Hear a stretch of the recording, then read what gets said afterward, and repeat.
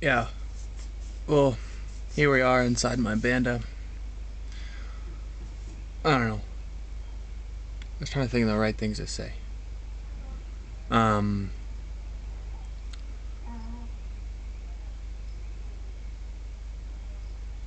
I just watched Invisible Children, you know. I also watched Blood Diamond and Hotel Rwanda. I don't know. It just is different.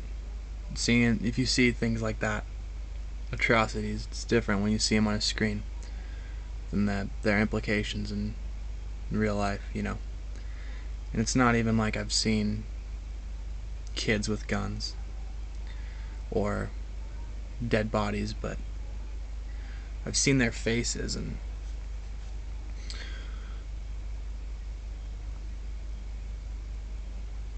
you see how an innocent child or anyone can be, their life can be drastically flipped because of mismanagement or corruption here. There's a lot of corruption here, and it's a problem.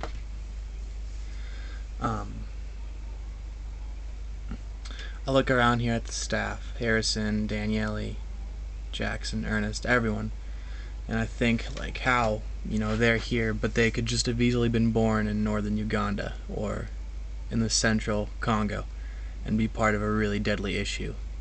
They could have abducted, they could have been a child soldier, but they're not. They were born here. But the faces of the child soldiers and everyone, to me, they're the same. So when I look at all the staff here, it conjures up those images, and it's tough. But then, I have to remember that I could have just as easily been born there too. It's appreciation for what you have. I was really appreciative to be born in America. We don't have poverty. I'm not a product of poverty. So I wanted to come here and see what that was like, see if there's anything I could do. And I came here where there's poverty, and a lot of the people I'm around are living in poverty, but they're also living in peace. And then I think about how you could also be living in poverty and without peace, So the people here are also really appreciative of that, They may not have all the food they need, but at least their country is not fighting. At least they're not having people raid their bomas with AK-47s and machetes. It's not something they have to worry about. But a few hundred kilometers here to the west, that's something they do have to worry about. You can come here. I've been here now for almost 3 months. And you can come here and think you know Africa, but you only know a small part. Kenya and Tanzania is not the whole picture. Not even close. But it's part of the picture. It's given me an appreciation and a want to come back. I really want to come back and do what I can. I've seen a lot of opportunities for community development and change in environmental issues, but social issues. I'm not sure where my calling is, but I'll find it. And I'll come back.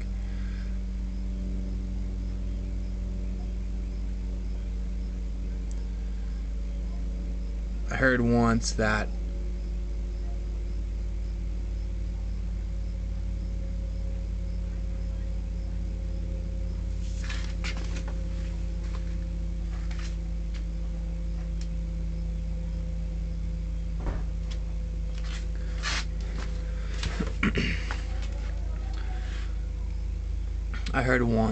what you need to make change is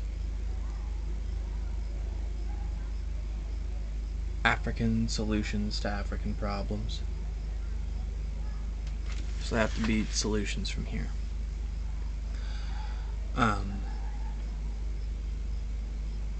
You have to give people the want to change, but it's there.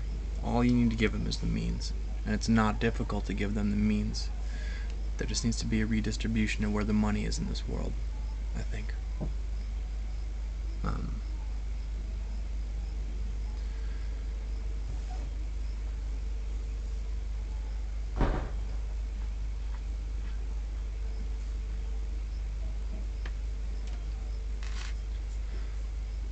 I've had a good time here in Kenya so far, I think. I miss Tanzania, that's for sure. It's a lot different here. I had a tough day at a school one day. We went to a second... No, we went to a primary school, and I was hoping it'd be a lot like Aka in Moyo, the one that I built a kitchen for and helped and worked with for a while. The one that inspired me. But it wasn't. The children, there's a much different social structure. There's a lot more bullying, less care for each other amongst the students. I had the hardest time just making teams for playing some soccer. And there's a lot of resentment between the children and me being there. A student asked me if I would just go, and I told him no. I told him he needed to leave because he was instigating problems. They would just hit each other, you know. So it's been tough. It's been different. The people I don't think I resonate with as much, or I don't know if they're less friendly or what it is, but I miss the smiles and the handshakes and the people of Tanzania. I do. I really miss them, and I'm excited to get to go back for sure. But but Kenya has been good. I've learned a lot more than I would, I think, if I would have just stayed in Tanzania. But I'm getting frustrated being cooped up every day in this camp. I'm ready to embrace the world, and I don't want any limitations on my shoulders. And I wish that for everyone. I wish that for you, yeah. You're ready to embrace the world. Maybe you already have. Maybe you're going to in a few weeks or a few days.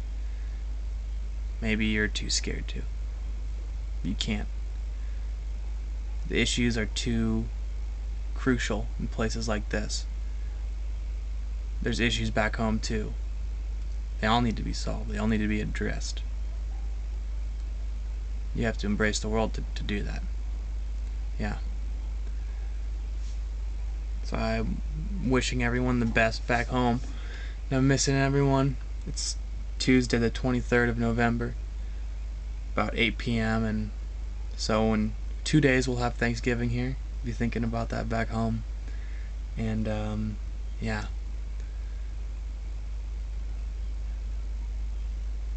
I've been humbled here. I've been really humbled. But a flame has been ignited. I think I might see something I could be good at. I'm really good at connecting with the people here. It's not difficult, but to a lot of outsiders it may seem intimidating. And I understand why, but I'm at a point where it's not an issue anymore. And I can get to the core of who they are. The issues here are magnitude. They need to be solved. They really need to be solved. I don't know if I'm the guy to do it. I don't know if anyone in this camp is the guy or the gal to do it. I don't know if it's any one person out there. I think it has to be a collaboration of people that have to come together and want a collective change. That's hard. It's really hard in this region when people... You can't make someone have a community mindset when they're concerned about feeding themselves and their children, first of all. People will do anything here to give themselves, their children, their families food, water, a home, and security, and land. Then after that, you start thinking of the big picture. But if your basic needs aren't covered, you're not going to think about other people. You're not going to think about the ecology. You're not going to think about how what you're doing is how it's affecting the ecosystem. No. You're going to think about if your children are going to bed with a belly full of ugali, if they're full and happy, if they're healthy. Those are things that have to be met first before any other change can happen. Wildlife's going to be gone. You know, if you want to come to Kenya or Tanzania, now's the time. Because in 25 years, it may not be here. It really may not be here.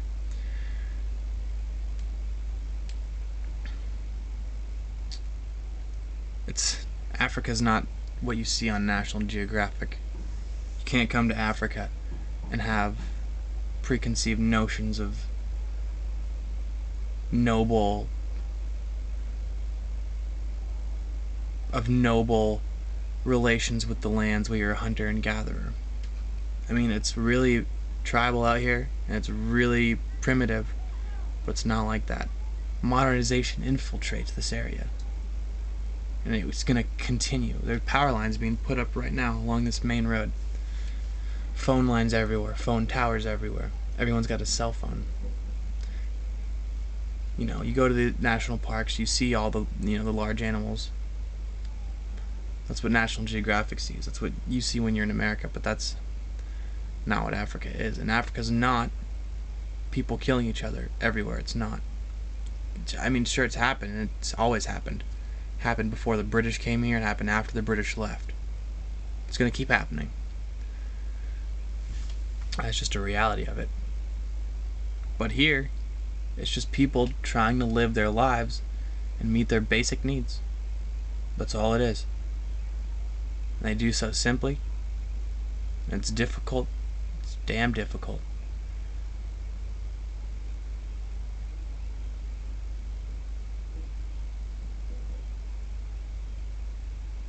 You know, it's funny for me because I had to ask a lot of people's support to come here, financially that is. And when I tell Kenyans and Tanzanians that in America I don't really have that much money, that I didn't have enough money to come here. I couldn't afford coming here.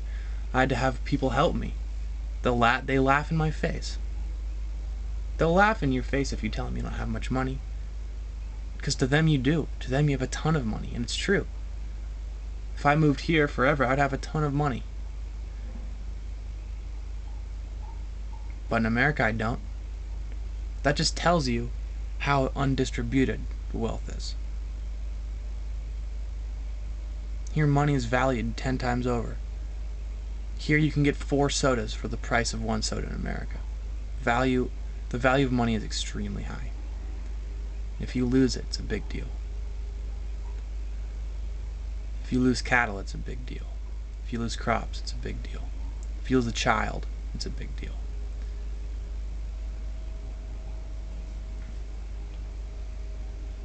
So I'm happy to have my camera back. This is my backup camera I'm using now. The other one broke and it was unfixable. This one's a little easier fixable. I still have to pay some money to get it fixed, but I got it now. So I've been out of documentation for the past couple weeks, ever since I pretty much got to Kenya up till now. But I'm back, and I'm going to keep going with it. I want to finish this movie. I'm going to try and get a lot of opinions of the people here and the locals, because they have a lot to say, I think. From here on out, I really want to capture the essence of Africa, because I feel like now I know a little bit more of what that is. I'm over the stage of, oh my gosh, look at all those children.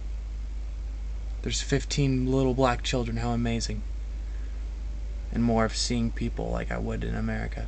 Seeing people for people, and what they're doing, and how the things are doing are impacting these areas. I want to capture that. I want to capture the friendliness and the compassion and everything I've felt from the people here in East Africa. Because I feel like that is a part of Africa which has not been exposed.